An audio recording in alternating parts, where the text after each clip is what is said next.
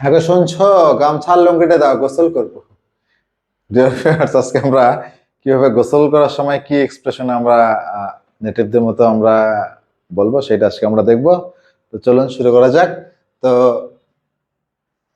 গোসল করব এটাকে আমরা কিভাবে ইংরেজিতে বলবো? গোসল করব, I am gonna take a shower. আবার বলুন আমার সাথে, রিপিট করুন, I am gonna take a shower. গামছা ও লুঙ্গি দাও। Pass me the towel and lungi. Pass me the towel and lungi. আমি আগে গোসল করে নেই, আমি আগে গোসল করব। Let me shower first.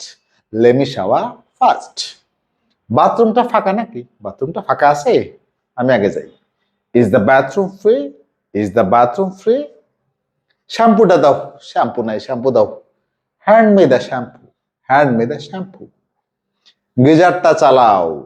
Turn on the geyser. Turn on the geyser. একটু সরে দাঁড়াও, পানি ছিটকাচ্ছে। একটু সরে দাঁড়াও, পানি ছিটকাচ্ছে।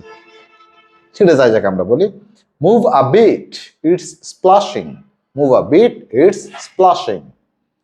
সাবধানে, বাথরুম কিন্তু পিছলে চুট করে পড়ে যাবে। তো এটা আমরা কেমন বলবো? Careful, the bathroom is slippery.